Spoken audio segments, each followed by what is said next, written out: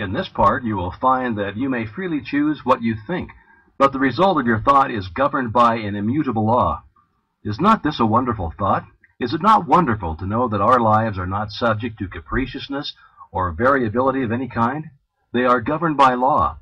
This stability is our opportunity because by complying with the law, we can secure the desired effect with invariable precision. It is the law which makes the universe one grand pawn of harmony. If it were not for law, the universe would be a chaos instead of a cosmos. Here then is the secret of the origin of both good and evil. This is all the good and evil that there ever was or ever will be. Let me illustrate. Thought results in action. If your thought is constructive and harmonious, the result will be good. If your thought is destructive or inharmonious, the result will be evil. There is therefore but one law, one principle, one cause, and one source of power, and good and evil are simply words which have been coined to indicate the result of our action, or our compliance or non-compliance with the law. The importance of this is well illustrated in the lives of Emerson and Carlyle. Emerson loved the good life, and his life was a symphony of peace and harmony. Carlyle hated the bad, and his life was a record of perpetual discord and inharmony. Here we have two grand men, each intent upon achieving the same ideal, but one makes use of constructive thought and is therefore in harmony with natural law. The other makes use of destructive thought and is therefore bringing upon himself discord of every kind and character. It is evident, therefore, that we are to hate nothing, not even the bad, because hatred is destructive, and we shall soon find that by entertaining destructive thought we are sowing the wind, and in turn shall reap the whirlwind. Here's part 8. Thought contains a vital principle because it is the creative principle of the universe, and by its nature will combine with other similar thoughts.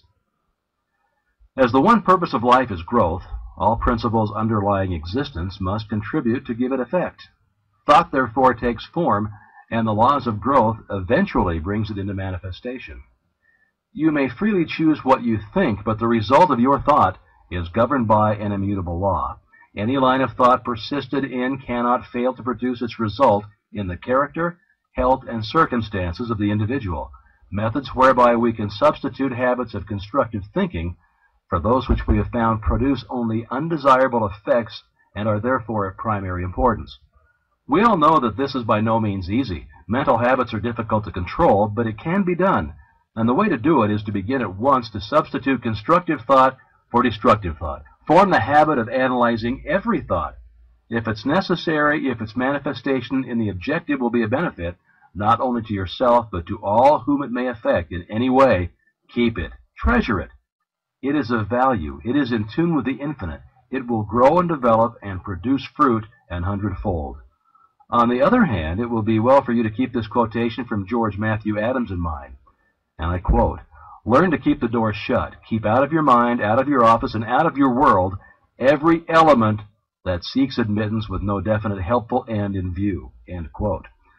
If your thought has been critical or destructive and has resulted in any condition of discord or inharmony in your environment, it may be necessary for you to cultivate a mental attitude which will be conducive to constructive thought. The imagination will be found to be a great assistance in this direction. The cultivation of the imagination leads to the development of the ideal out of which your future will emerge. The imagination gathers up the material by which the mind weaves the fabric in which your future is to be clothed. Imagine is the light by which we can penetrate new worlds of thought and experience. Imagination is the mighty instrument by which every discoverer, every inventor opened the way from precedent to experience. Precedent says it can't be done. Experience says it is done. Imagination is a plastic power, molding the things of sense into new forms and ideals. Imagination is the constructive form of thought, which must precede every constructive form of action. A builder cannot build a structure of any kind until he has first received the plans from the architect, and the architect has to get them from his imagination. The captain of industry cannot build a giant corporation which may coordinate hundreds of smaller corporations and thousands of employees and utilize millions of dollars of capital until he has first created the entire work in his imagination. Objects in the material world are as clay in the potter's hand. It is in the mastermind that the real things are created, and it is by the use of the imagination that the work is done. In order to cultivate the imagination, it must be exercised. Exercise is necessary to cultivate muscle as well as physical muscle. It must be supplied with nourishment or it cannot grow.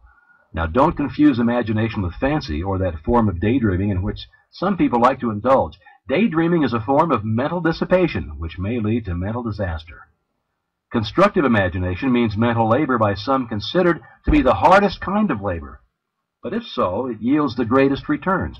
For all of the things in life have come to men and women who had the capacity to think, to imagine, and to make their dreams come true. When you've become thoroughly conscious of the fact that mind is the only creative principle, that it is omnipotent, omniscient, and omnipresent, and that you can consciously come into harmony with this omnipotence through your power of thought, then you will have taken a long step in the right direction. The next step is to place yourself in position to receive this power. As it is omnipresent, it must be within you. We know that this is so because we know that all power is from within, but it must be developed, unfolded, cultivated, and in order to do this, we must be receptive. And this receptivity is acquired just as physical strength is gained by exercise. The law of attraction will certainly and unerringly bring to you the conditions, environment, and experiences in life corresponding with your habitual characteristic, predominant mental attitude. Not what you think once in a while when you're in church or have just read a good book, but your predominant mental attitude is what counts. You can't entertain weak, harmful, negative thoughts 10 hours a day and expect to bring about beautiful, strong, and harmonious conditions by 10 minutes of strong, positive, creative thought. Real power comes from within. All power that anybody can possibly use is within man, only waiting to be brought into visibility by his first recognizing it and then affirming it as his, working it into his consciousness until he becomes one with it. Now, people say they desire abundant life, and so they do, but so many interpret this to mean that if they will exercise their muscles or breathe scientifically, eat certain foods in certain ways, drink so many glasses of water every day of just a certain temperature, keep out of dress, they will attain the abundant life they seek.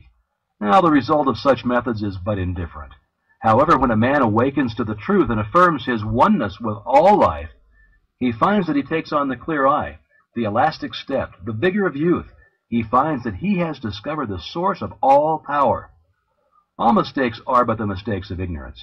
Knowledge gaining and consequent power is what determines growth and evolution. The recognition and demonstration of knowledge is what constitutes power, and this power is spiritual power, and this spiritual power is the power which lies at the heart of all things. It is the soul of the universe. This knowledge is the result of man's ability to think. Thought is therefore the germ of man's conscious evolution. When man ceases to advance in his thoughts and ideals, his forces immediately begin to disintegrate, and his countenance gradually registers these changing conditions. Successful men make it their business to hold ideals of the conditions which they wish to realize. They constantly hold in mind the next step necessary to the ideal for which they are striving. Thoughts are the materials with which they build, and the imagination is their mental workshop. Mind is the ever-moving force with which they secure the persons and circumstances necessary to build their success structure, and imagination is the matrix in which all great things are fashioned. If you've been faithful to your ideal, you will hear the call when circumstances are ready to materialize your plans, and results will correspond in the exact ratio of the fidelity to your ideal. The ideal steadily held is what predetermines and attracts the necessary conditions for its fulfillment. It is thus that you may weave a garment of spirit and power into the web of your entire existence. It is thus that you may lead a charmed life and be forever protected from all harm. It is thus that you may become a positive force, whereby conditions of opulence and harmony may be attracted to you. This is the leaven which is gradually permeating the general consciousness and is largely responsible for the conditions of unrest which are everywhere evident. In the last part, you created a mental image. You brought it from the invisible into the visible. This week I want you to take an object and follow it back to its origination. See of what it really consists. If you do this, you will develop imagination, insight, perception, and sagacity. These come not by the superficial observation of the multitude, but by a keen, analytical observation which sees below the surface. It is the few who know that the things which they see are only effects and understand the causes by which these effects were brought into existence. Take the same position as heretofore and visualize a battleship. See the grim monster floating on the surface of the water.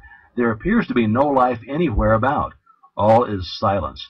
You know that by far the largest part of the vessel is underwater out of sight. You know that the ship is as large and as heavy as a 20-story skyscraper. You know that there are hundreds of men ready to spring to their appointed task instantly. You know that every department is in charge of able, trained, skilled officials who have proven themselves competent to take charge of this marvelous piece of mechanism. You know that although it lies apparently oblivious to everything else, it has eyes which see everything for miles around, and nothing is permitted to escape its watchful vision.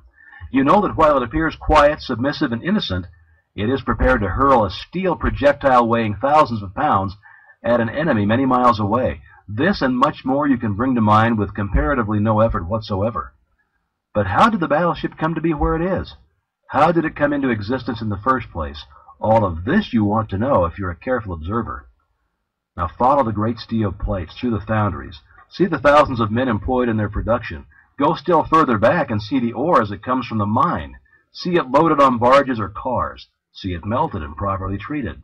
Go back still further and see the architect and engineers who planned the vessel. Let the thought carry you back still further in order to determine why they planned the vessel. You'll see that you're now so far back that the vessel is something intangible. It no longer exists. It is now only a thought that exists in the brain of the architect. But from where did the order of plan come? Probably from the Secretary of Defense. But probably this vessel was planned long before the war was thought of, and the Congress had to pass a bill appropriating the money. Possibly there was opposition and speeches for or against the bill. Now, whom do these congressmen represent? Well, they represent you and me, so that our line of thought begins with the battleship and ends with ourselves, and we find in the last analysis that our own thought is responsible for this and many other things of which we seldom think. And a little further reflection will develop the most important fact of all, and that is, if someone had not discovered the law by which this tremendous mass of steel and iron could be made to float upon the water, instead of immediately going to the bottom of the sea, the battleship could not have come into existence at all. This law is that the specific gravity of any substance is the weight of any volume of it, compared with an equal volume of water. The discovery of this law revolutionized every kind of ocean travel, commerce, and warfare, and it made the existence of the battleship, aircraft carriers, and cruise ships possible. You'll find exercises of this kind invaluable. When the thought has been trained to look below the surface, everything takes on a different appearance. The insignificant becomes significant. The uninteresting, interesting. The things which we suppose to be of no importance are seen to be the only really vital things in existence. Here's a message called Look to This Day. For it is life, the very life of life. In its brief course lie all the verities and realities of your existence. The bliss of growth, the glory of action, the splendor of beauty.